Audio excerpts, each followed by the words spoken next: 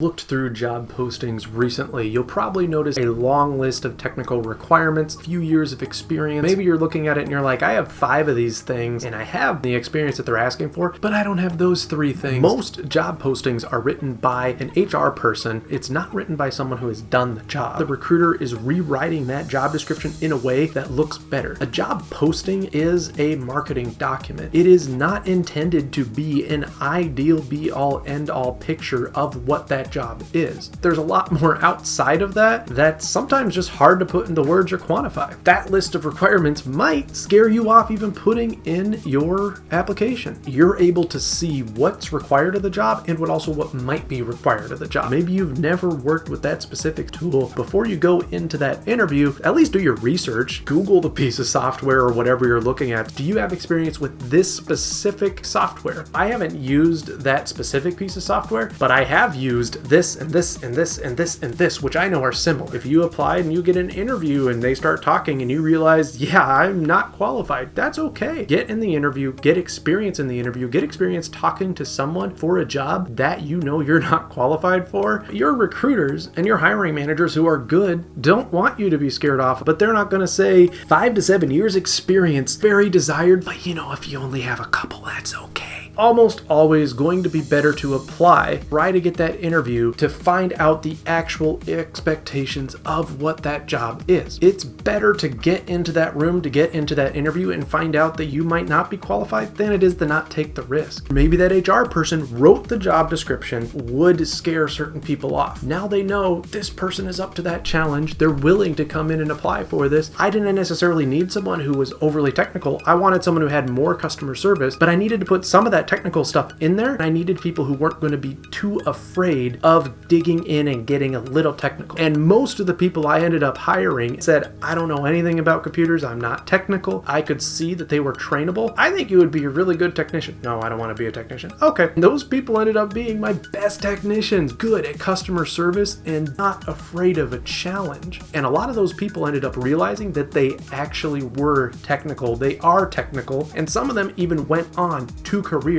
in the technical industry. I have had a job posting that said bachelor's degree is required, and I've had people apply without a bachelor's degree, and I have hired people without a bachelor's degree. Do I have to go back and get my degree because that's not something I want to do? I've been working in this industry for 10 years. No.